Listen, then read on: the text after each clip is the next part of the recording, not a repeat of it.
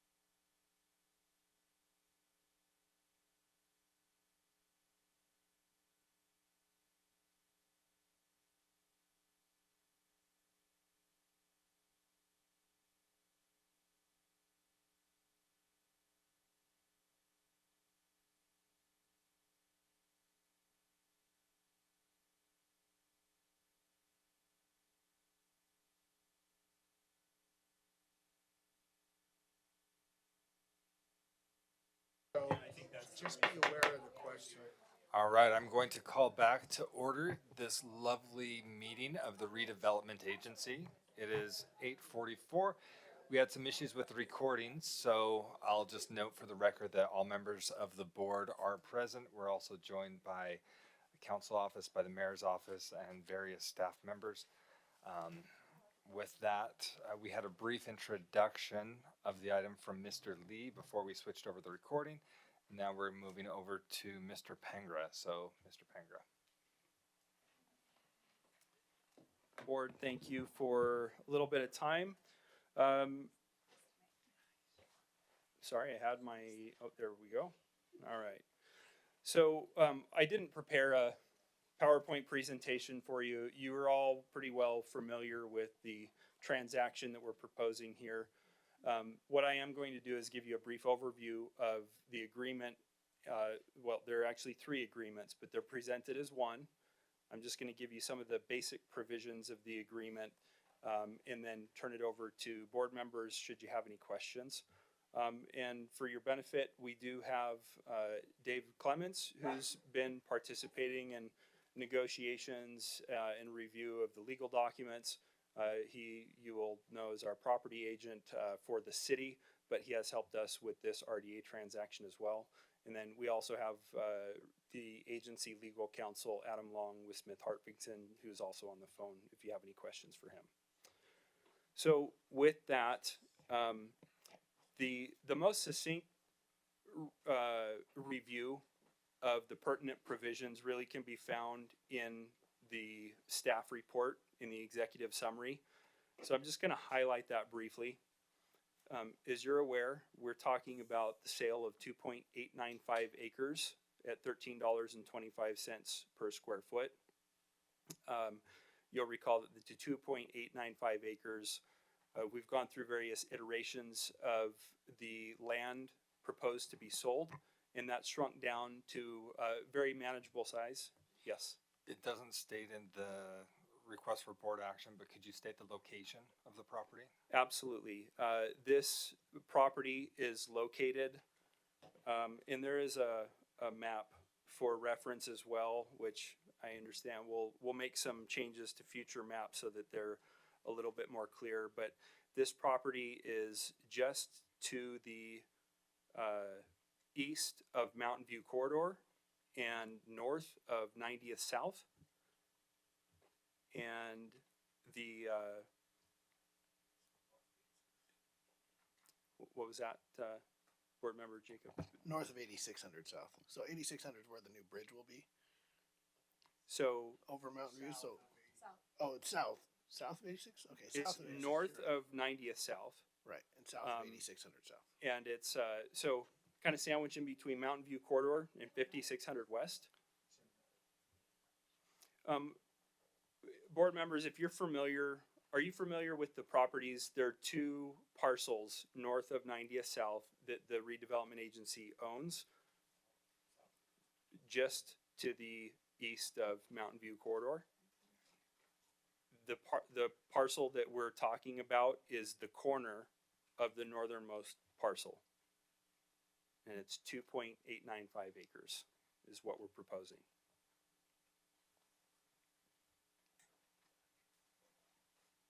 Does anyone have any questions on that? I want to make sure everybody's on the same page before I proceed. Okay. All right, so with that, we have a purchase and sale agreement, and then as exhibits to that purchase and sale agreement, we've got 2 additional agreements. There is a road and easement agreement, and there is a buyback agreement. The reason why we place those agreements as exhibits and not as standalone agreements that are separately to be approved by their own resolution, we don't want to indicate that there is some right or entitlement given outside of the purchase and sale agreement. They all go together. The purchase and sale agreement establishes the transaction, what's to be sold, and one thing that's noteworthy with the PSA is that it does require or authorizes the execution of the road and easement agreements and the buyback agreements upon closing. And then also it talks about the sharing of a signal at Frisco Drive. As far as the redevelopment agency parcel property is concerned, it's anticipated that at a future date we will develop that property, but we don't know how that property will develop. That was an important provision so that we can preserve the right to develop that and share in the cost at a future date. And we can answer more questions if you have any on that. The road and easement agreements, again, I won't go through each bullet point there, but that really just identifies the relationship and the cost sharing and what is obligated and what is not obligated between the redevelopment agency and the purchaser at a future date when that road is established, because that will be a key access for both property owners. And so we needed to identify that ahead of time and establish that relationship. That's why that's part of the purchase and sale agreement as an exhibit. And then lastly is the buyback agreement. In a nutshell, the buyback agreement says that if for some reason the purchase and sale agreement is executed, but the property doesn't close, and there's some provisions why that potentially could happen. If that were to be the case, then the redevelopment agency essentially wants to retain ownership of that property, and we would still give access to the buyer.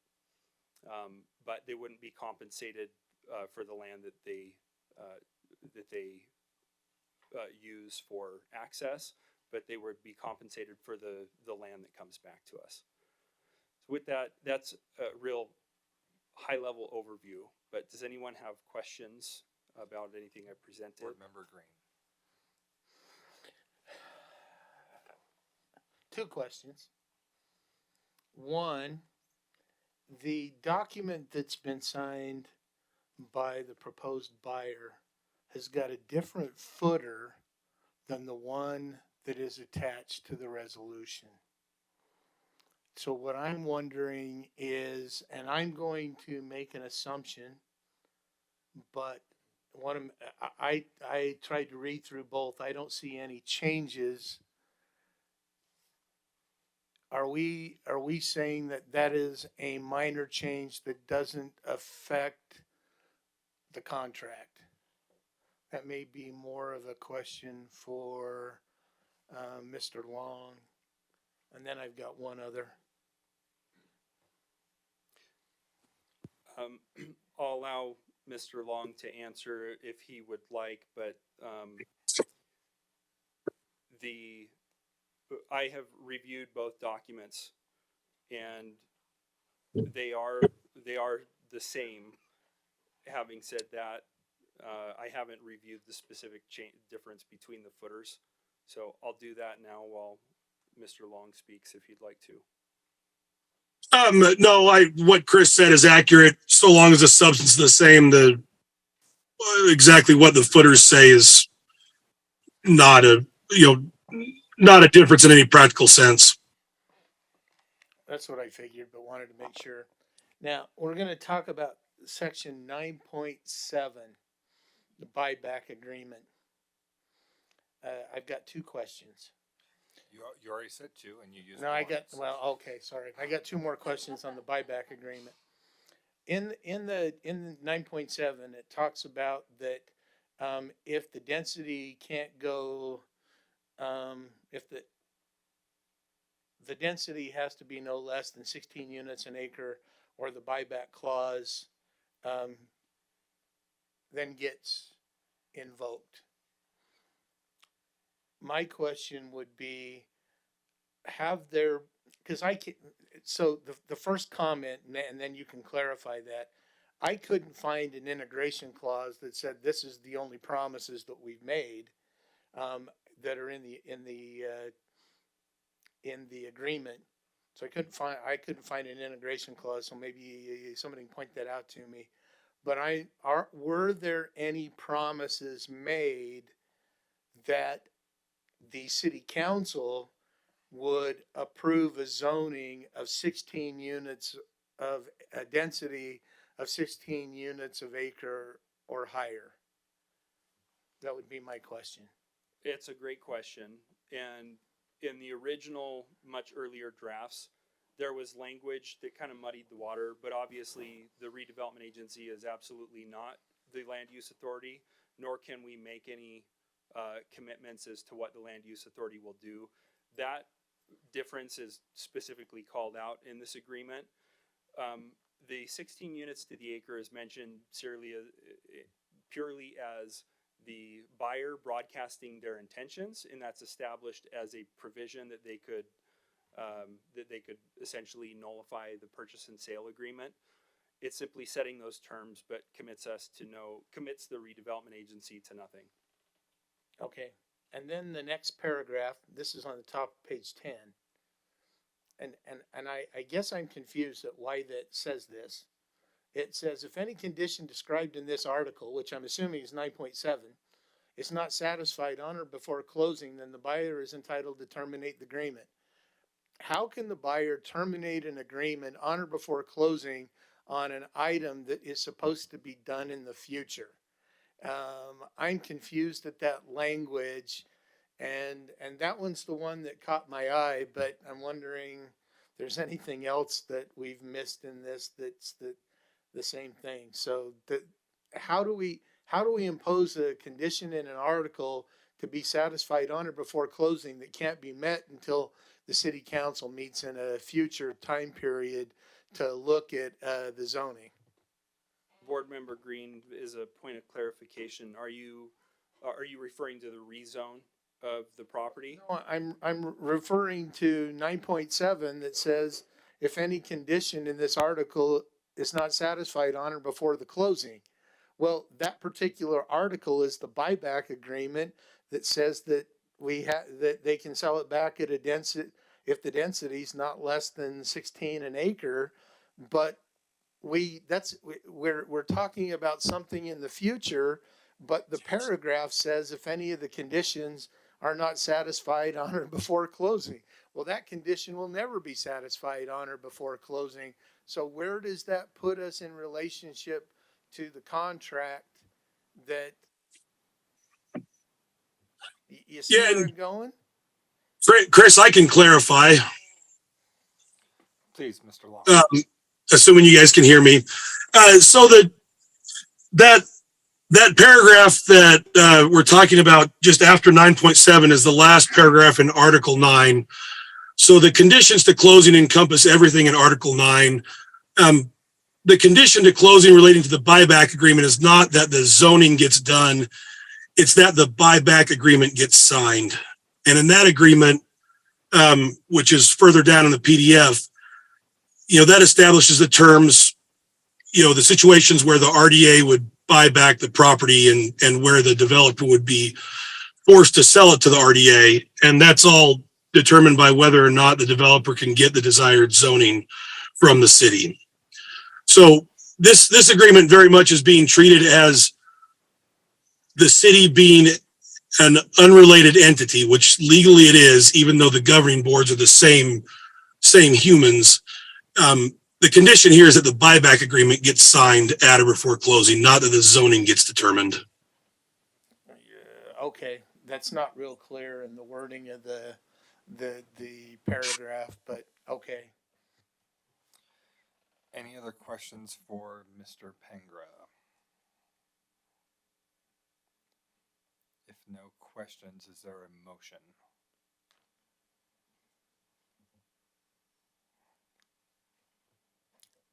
Board Member Whitelock. I move that the board approve resolution number 237, authorizing the executive director to execute the purchase and sale agreement between the Redevelopment Agency of West Jordan City and Sawtell Properties LLC for the sale of approximately 2.859 acres of agency-owned land. I'll second that. We have a motion by Board Member Whitelock, second by Board Member Bloom. Any discussion to the motion?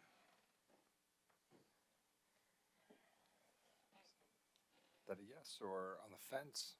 I don't know what I'm gonna vote for. All right, well, we'll turn it over to Ms. Quick for a vote. Board Member Worthen, Yes. Chairperson McConaughey, Aye. Board Member Green,